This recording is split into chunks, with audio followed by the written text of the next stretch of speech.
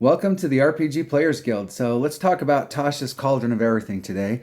And I want to talk. So when I first got this book, I immediately went through the table of contents and I found the section right at the very beginning of the book that talks about changing your subclass. I saw that section in there and I immediately stopped looking through the table of contents and went through it because my DM and I have had some long discussions, not arguments, but you know, allow me to talk about them and going through it, because when we talk about D&D and rules as written or rules as intended, or that dreaded four-letter word that you hear all the time about Dungeons and Dragons called homebrew, and people going, well, you're just homebrewing that. Well, I would argue that other than there's a lot of the game is homebrew. But let's talk about these changes because I was totally excited when I saw this. And let me read it and then let's talk about it. So, changing your subclass. Each character class involves a choice of a subclass at first, second, or third level. A subclass represents an area of specialization and offers different class features as you level up. With your DM's approval, you can change your subclass when you would normally gain a new subclass feature. If you decide to make this change, choose another subclass that belongs to your class and replace all your old subclass features with the features of the new subclass that you are for your new level and lower. So just looking at that first section right there, if now realize that these are optional rules that your DM may go, hey, no, we're not gonna do that. We're not gonna allow that. And it's an optional rule. Your DM doesn't have to allow it. Your DM doesn't have to allow multi-classing. Your DM, there's tons of things that your DM can allow or not allow. And if they allow this, and we wanted to, like, in my mind, if you're allowing a rule, like, what are the rules as written if you're allowing that rule? So the rules as written, as far as this first paragraph goes, is when with your DM's approval, you can change your subclass when you would normally gain a new subclass feature. So if you can gain a new subclass feature at 6th level or 10th level or 14th or whatever level it happens to be, if we're following this changing your subclass, you can't do it. You're 7th level and you go, hey, that subclass I have isn't working for me. It's not working in the game. I want to make a change. Fine, you can make a change. When's the next time that you get a subclass feature? Well, 10th level. Well, based off of this rule, if I'm going to allow this rule in the game where we can change subclasses, then you'd normally be able to do that when you gain a new subclass feature, which is at 10th level. So you're at 7th level now. You're going to have to wait until you get to 10th level before you can do it. I mean, that's, if we followed that, I mean, that's how I would read that. Now, let's think about this. And this really just depends on the type of game you're playing and what you're playing. If you've got a character that's new and you were trying something out and that's not quite working with the group, or the dynamics not quite working, making changes when you're lower level and trying to set your character up, I can see your DM going, hey, we can make that change. And there are some ways that we can make that change. They spell out training time and sudden change. So there are some ways that we could get to that point. If you're a DM and you're playing with one group and maybe they're experienced players and it's like, hey, we've got some new subclasses that are out here and we're all 14th level. Anybody want to change their subclass and try out one of these new subclasses so that we can basically play test it? So if we've got newer players in another game, or we've got another game going on, I can understand how those dynamics work, and you'll know how those dynamics work. Anybody interested in doing that? In those, I could totally see that happening. But if you've got a long-term campaign going on and thinking about D&D, there's different ways to play it. You can be combat heavy, where every time we get together as a group, we spend half our time in combat. And maybe you're with that group where we do more role playing, and maybe we only have combat like once per session, or maybe once every other session, or it could go longer. We're doing a lot more role playing where the characters are not trying to constantly be in combat. They're advancing by moving forward the narrative. There's different ways that you can play it. So depending on your group and how and what you're doing, this may help you out as a DM because, hey, I was in a group and we play tested that and I see how that works. And so when I get in that other group and somebody picks that, I'll know the deal. Or like, hey, they picked one subclass and that subclass isn't really working out with the group, but hey, we play tested this over here, and this new subclass might be the one that you're looking for that might get your character there. But if you're going to do this and you've got characters that you're going to continue to progress and you're not play testing and you're doing the deal, with your DM's approval, you can change your subclass when you would normally gain a new subclass feature. I mean, that to me is raw. That's rules as written, right? If you're going to use this. So let's talk about training time. Now, training in D&D is, you could look at it from the perspective of, as a player, training time is subjective. It's left up to your DM. So there's probably a lot of DMs that are out there that are like, man, can we just nail this down?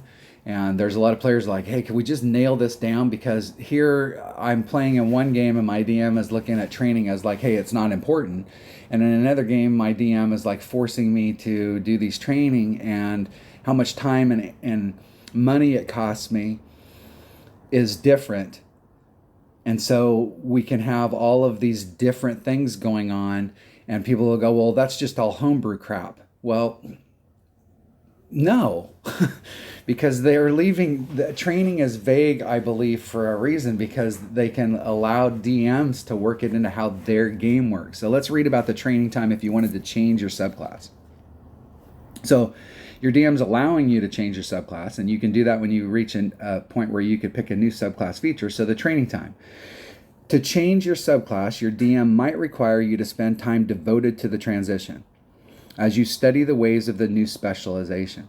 This transition requires a number equal to twice your new level in class. A higher level represents more to learn. So requires, what they're saying is that it's going to require you. So if your DM says, yes, you're going to have to do training time, then they're saying that it would require you to spend at least twice your new level in a class. So if you were 10th level and you wanted to switch subclasses, it's going to take you 20 days. A DM might also require an expenditure of money to pay for training, magical reagents, or other goods needed for the transition. The cost is typically 100 gold pieces times your new level. This cost might be accompanied by a quest of some sort. For example, a sorcerer who wants to adopt a draconic bloodline could be required to receive blood, a blessing, or both from an ancient dragon. If you return to a subclass that you previously held, you forego the gold cost, and the time required for the transition is halved. Now this, there's a lot of might, and typically, and could, and there's a lot of these subjective type words where you can play in one game and it's like, my DM might require me to spend time devoted to the transition. No, that DM definitely required you to spend time. And then you get in another one and the DM's like, oh, no, you can just, And so this is really going to be subjective. And every game's going to be a little bit different. And you're going to get where, oh, yeah, this is how we play it. And then whoever you're talking to goes, well, that's just a bunch of homebrew crap. Well, we're back on that homebrew crap. I guarantee you that there is not a single game out there that doesn't have some homebrew crap. I know a lot of people watch Matt Mercer, and he's got some homebrew crap in his. Everybody, once you start playing this game, pretty much the first time you have an adventure, you've got some kind of homebrew crap that's in your game. And D&D, by being vague on some of these things, is allowing the DM to develop how they want to do it. My DM is very big on training. And me as a DM, I'm big on guilds, or like, where did you get that stuff? Maybe you got it directly, you're getting fed directly from some deity, or you've made some pact with somebody and they're feeding you that information. Maybe you are the loner. You're the loner warlock. You don't belong to some warlock group. Maybe you do. But in most cases, if you want to learn new skills or you want to advance yourself, you're going to have to find somebody who's already proficient in that to teach you. And you're going to have to spend some time making your character better. You're telling me that you want to make your character better and that you want to learn these new things. Well, then the key word there is learn. You're going to have to learn these new things. How are you going to learn them? Are you going to learn them on your own? You want to learn how to build watches. You want to use those tinkerer tools, or you want to use those jeweler tools. Well, hey, I can pull out my little jeweler's loop and look at the gem and go, wow, I know how to use a jeweler's loop. Well, I would argue that every person on the planet, if you gave them, or on your plane of existence, if they pulled out a jeweler's loop and looked through it, they go, wow, I can see through this and I can see stuff up close. But that doesn't mean that you know what you're looking at. So the training time that's in here, this is subjective. Are you going to follow all of this stuff? Is it going to be harder than this? The part on here, this bottom part, if you return to a subclass that you previously held, you forego the gold cost, and the time required for the transition is halved. However, if you go up here to the top, it says, if you decide to make this change, choose another subclass that belongs to your class and replace all your old subclass features with the features of the new subclass that you are for your new level and lower. So basically, you're wiping your mind. Because if you remembered any of that stuff, or had any inkling of what you knew in that previous subclass, then I'm based off of the rules here, you're forgetting it. So think about the Matrix. You call up and go, hey, you got the schematics for flying a Huey, and they give it to you, but you forget how to fly a Blackhawk. No, they're just adding it on. But the way we have it here is that you're forgetting all that stuff. You don't have access to any of that stuff anymore. So if you've completely forgotten it, why would the time required to go back to it if you went, hey, I want to go back to that? Why would the time be halved? You don't know anything about it. You've forgotten it. You got this blank spot in your mind.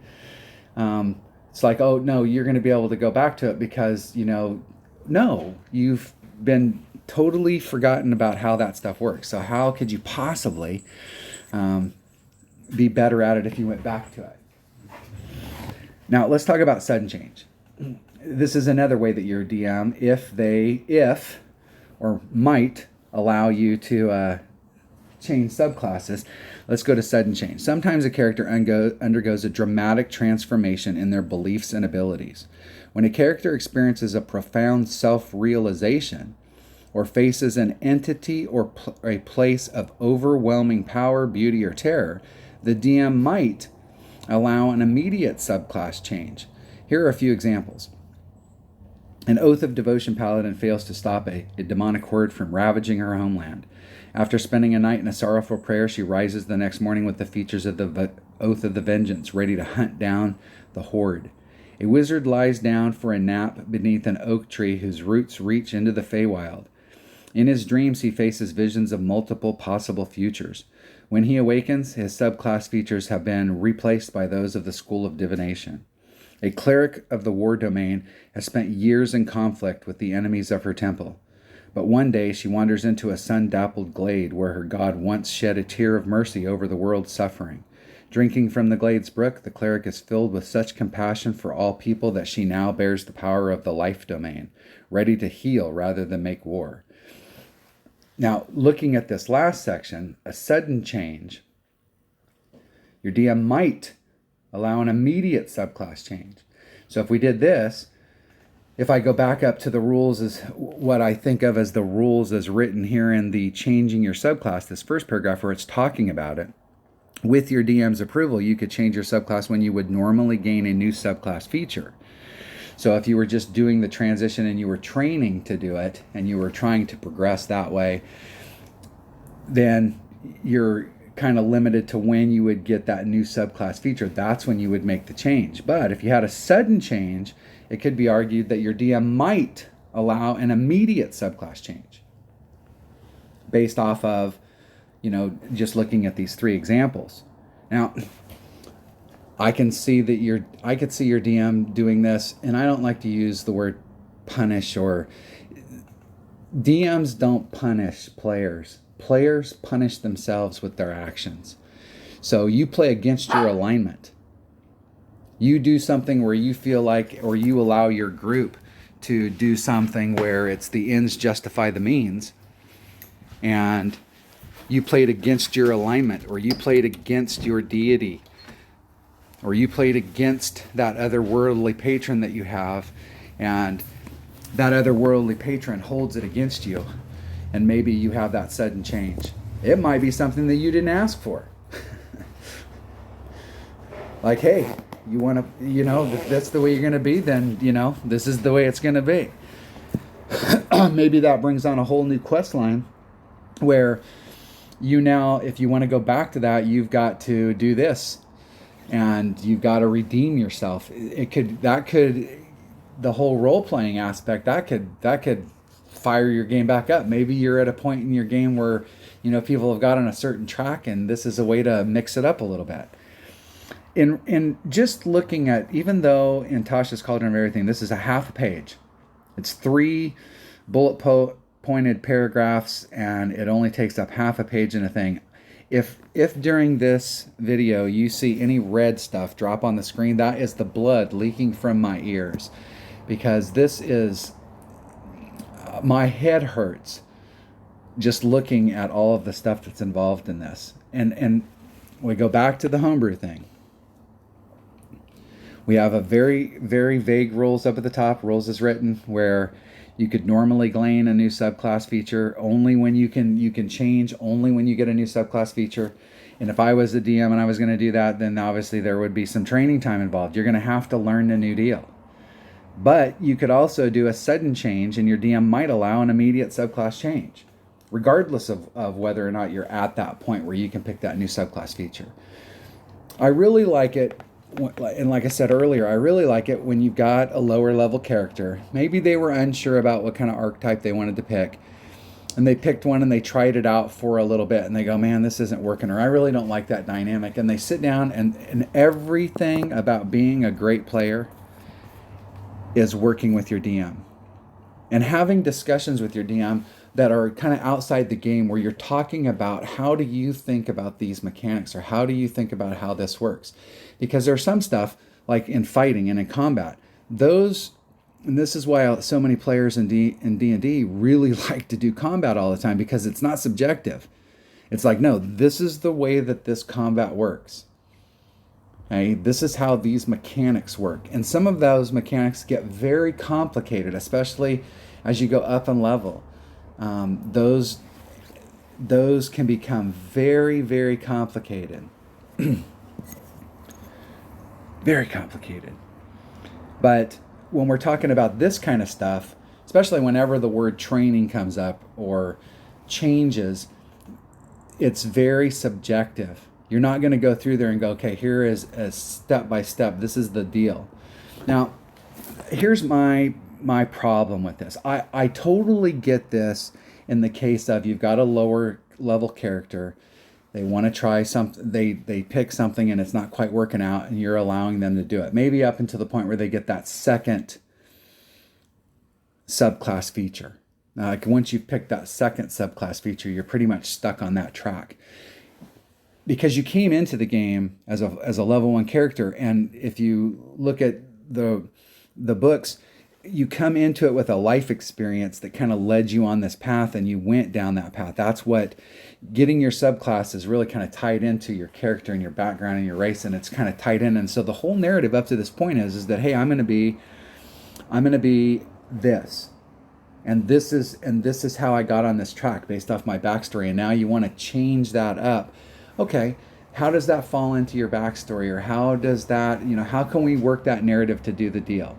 But once you get past a certain point, unless you're really just kind of play testing, So you're allowing them to play test. If you take somebody who's a 14th level and they want to suddenly change their subclass, everything that got them to 14th level was based off of that subclass. All of their life experience up to that point has been geared towards that deal, and now all of a sudden they want to change. I kind of, as a player, I kind of have a problem with that. At that point, either we're play testing the material and we just want to try it out, or I should write up a new character and follow this new path. Now that a lot of groups, maybe you've got a group that's been playing a game for a couple years and they're higher level, and you don't want, hey, if you want to make that change to that subclass, then you've got to start a new character, and the rest of the group doesn't want to be dragging around a first level character. You don't want to start over again. What gets me about changing your subclass is that in Dungeons and Dragons, it's like it's absolutely impossible to change your subclass and retain what you learned in your first class. So if we go into multiclassing allows you to gain levels in multiple classes. Doing so lets you mix the abilities of those classes to realize a character concept that might not be reflected in one of the standard class options. So we have a whole section of rules on multiclassing. You're a wizard and now you want to become a fighter. The jump from going from a wizard to a fighter, not even talking about just like role-playing stuff, like you were a wizard, you belong to an order of wizards, they've invested time and money in you, you took theurgy or the life domain, or the light domain, and let me get that straight. Let me go in here and go. Let's get that straight. I can't. My brain's bleeding. So you're a wizard and you were in the school of evocation.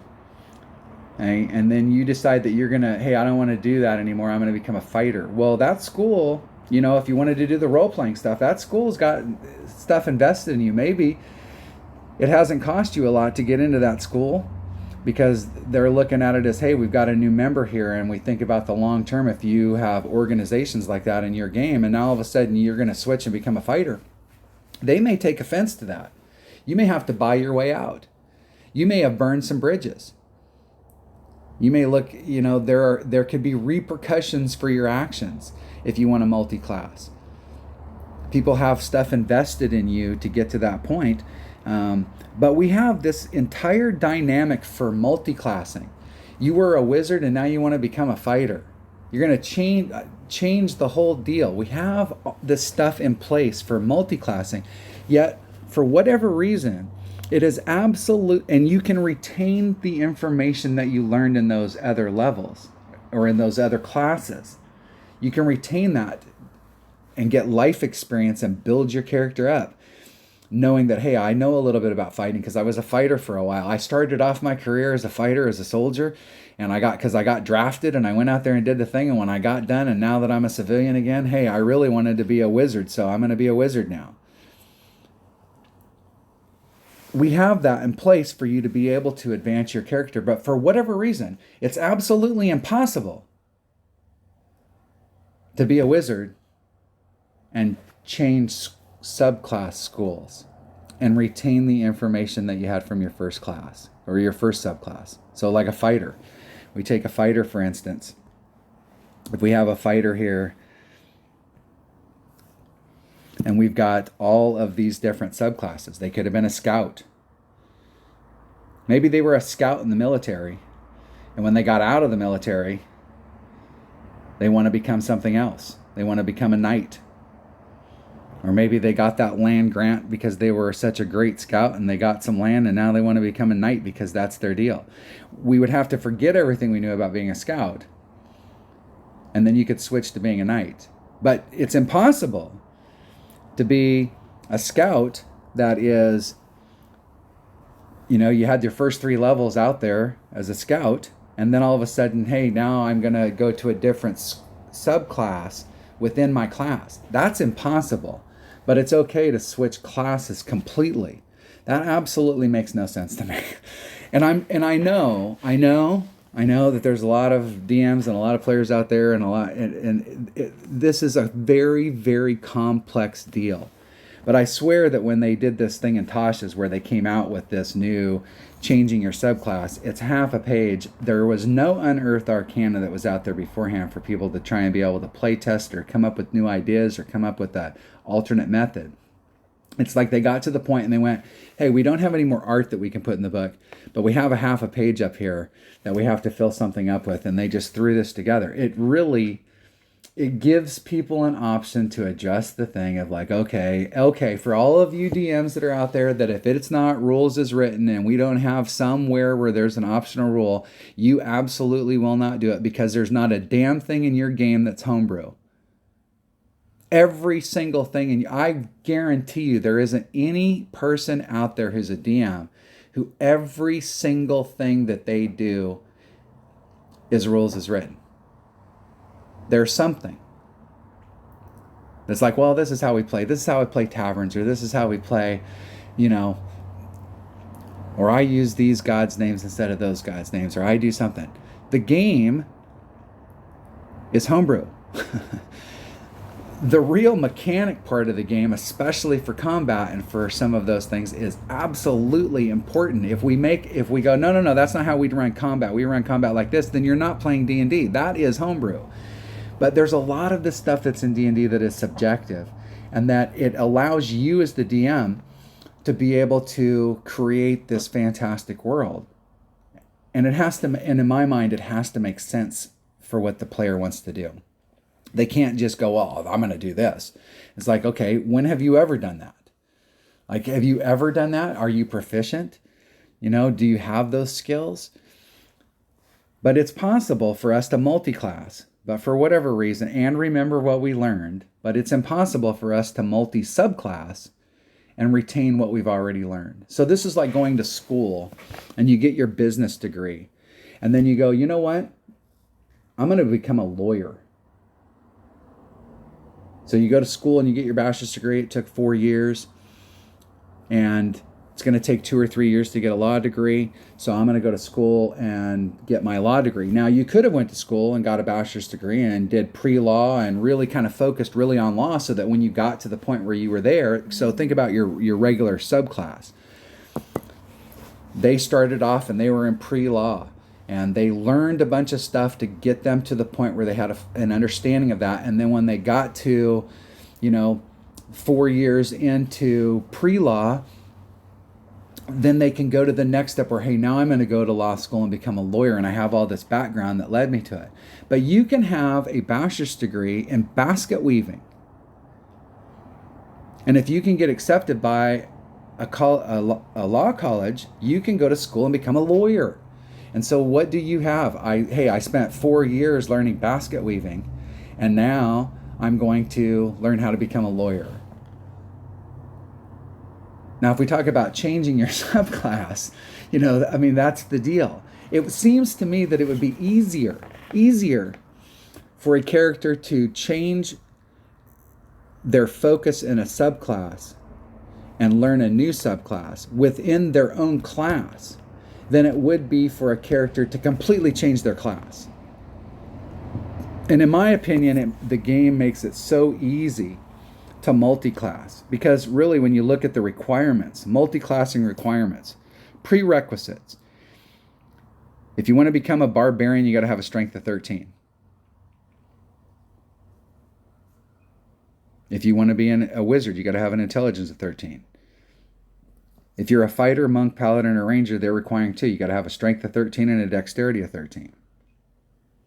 My problem with this is that I believe that this is too easy. As a DM, I believe that this is way too easy. Here's my point. We'll just use this as one example. You were a warlock, and now you want to become a fighter. I would argue that fighters, you've got to have, if you want to be a martial class, you have to, and I know that it's not required in the game, but you should have a proficiency in athletics. Now, everybody can walk. And so you could say, well, hey, I can walk. Well, that doesn't necessarily make you an athlete. Hey? Or, hey, I can throw a punch, but that doesn't necessarily make you a fighter. Hey, do you know how to throw that punch? Do you know how to put your weight behind it? Do you know how to make sure that when you connect that you're getting the full basis out of it? You could be very athletic, but like in the game with the difference between strength and dexterity, where dexterity is more along the lines of the acrobatics, you could be very strong, but as far as your dexterity, you may not. So like when you're looking at these classes, like, hey, I'm going from wizard to fighter, or I'm going from fighter to wizard. Like, what are the proficiencies that you'd really need to be a good fighter? You'd probably want proficiency in athletics. If you were a wizard, it could be argued that you probably want proficiency in arcana. If you were a cleric, it could be argued maybe you should have proficiency in religion. And so you are a wizard and you go, hey, I want to become a cleric. But you don't have any proficiency in religion. Or you're a fighter and you want to become a wizard and you have no proficiency in arcana. Okay, could you become a wizard? Yeah, probably, but you're not going to be a very good one if you're not proficient in arcana. So I think for like prerequisites to go to, if you wanted to change classes, like you should, and the deal is, as a DM, you can go, hey, you want to become a wizard. You're a fighter and you want to become a wizard. Well, where are you going to learn these skills? You're going to have to find some place to let you in, and you go in and you talk to the headmaster, and the headmaster looks at you and he goes, wow, you're a fighter. What do you know about magic? What do you know about the workings of magic? I don't know that much. Well, you're going to have to study. Now, there are ways that you can get that, is you can take feats, and feats will allow you to learn new skills. Learning a new skill in D&D is not the easiest thing out there. Where is my skill stuff? I think I have it on here. So feats for skills, feats that increase your skills. There are a whole bunch of unearthed arcana feats that will allow you to, to pick up. You want to get proficient in Arcanist and study the arcane arts. Then you can do that. You're going to get a +1 in intelligence. That's going to help you out if you're in this situation and you wanted to become a wizard and you were a fighter and your intelligence was low. Hey, you could take that feat. That feat's going to allow you to raise your intelligence up so that you could possibly meet this prerequisite, and it's going to give you proficiency in arcana, and that's going to get you in the door to the wizard school. That's going to get you in the door to that wizard that's in town, and they will now take you on as a student because, hey, I've shown that, hey, I've studied this stuff and I understand it. I passed that test and I've picked up a proficiency in arcana.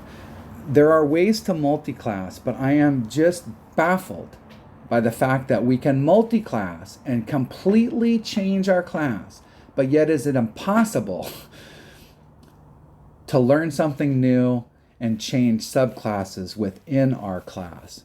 And I know that a lot of people will go, well, yeah, you're just wanting to get, or you can break the game by doing that. Can't you break the game in multi-classing?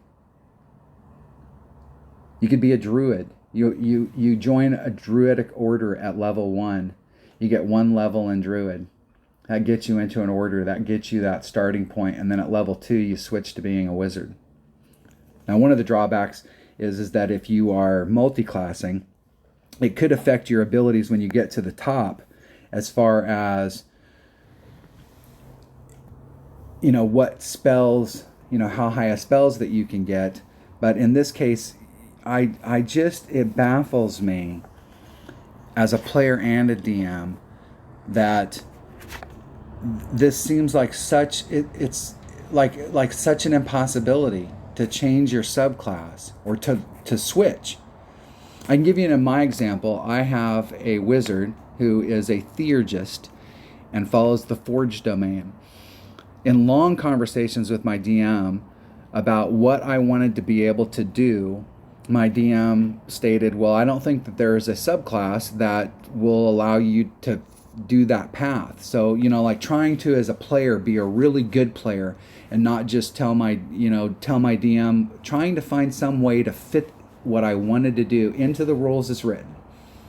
And then my DM being flexible enough to interpret, how that works to meet what I'm trying to do. I showed a lot of effort, and so my DM's like, hey, you can. But now I'm at the point where I know that stuff in Theurgy, and I know that stuff in the Forge domain. I've gotten what I needed out of that.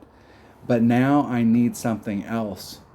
And so switching to a new subclass, I'm not going to forget what I have here, but I'm not going to advance anymore in that. So I am giving up the fact that in my subclass, I'm not going to get to learn all of the spells that are in my list, which would then give me all cleric spells.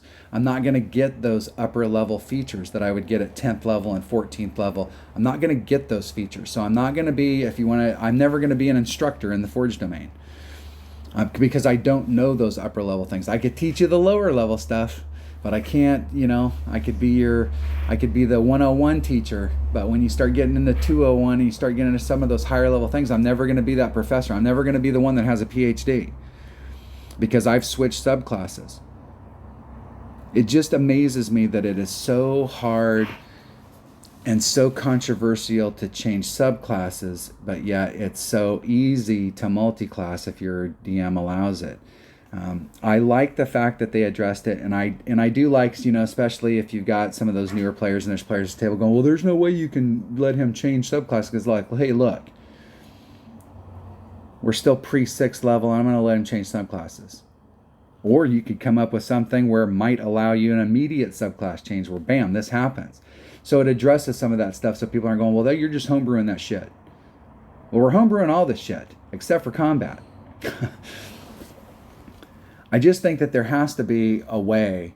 And I really like Tasha's Cauldron. I think there's a ton of great stuff in here. And I know that it's all optional roles. But as far as like changing your subclass, it seems like this would be like super easy. You can't multi-class and go, hey, I'm going to multi-class. I'm a wizard and I'm a 9th level wizard. And when you get to 10th level, you go, hey, I'm going to take wizard and I'm going to do this subclass. It's not okay to do that. It's in the same school. You know people that are in that area. But I can go ahead and switch and become a druid and learn something totally new. You're more apt to have contacts and have the ability to change subclasses than you are to find somebody who's willing to take on that character and completely give you a new class. So while I like some of the stuff that's in here, and I do think that it'll help a lot of people out so that they can do that, I really kind of like the sudden change thing where your characters, you've got a player that's playing against their alignment or against their god, or they do something and they're like, hey, there's no repercussions from this. Hey, maybe they'll slap me on the wrist. No, what they did was they kicked you the hell out of that school. Hey, that's the repercussion here. You want to get back in that school, then you'll have to do, I kind of like that because it does give DMs the option to work with their players based off of their players' reactions. But I just am still baffled why it is such an impossible thing to do, to be able to transfer to a new subclass, but retain the knowledge from my last one. All right, if you like the video, hit like. If you like the channel, hit subscribe. I really want comments on this because, what your thought processes are. And I understand that a lot of people are going, well, that's going to break the game. You're going to have players that are OP. You're going to have players that can do all this stuff. We're going to have players that can do all kinds of stuff anyways. If you're allowing that stuff in the game, then you have to anticipate that the encounters that you meet, it's not like your DM's going to throw things at you that are absolutely impossible. But, where things kind of make sense. Gravity still works in D&D. And if it doesn't work, that means there's magic involved. But if you read a book, you still you read that book. You may be able to give a lecture on what that book said in it. You may not retain, depending on your intelligence, you may not retain everything that was in the book, but you could skim over the highlights. But in this thing, if you read the book and then you go read another book, you forget completely what the last book had in it. That does not make sense to me.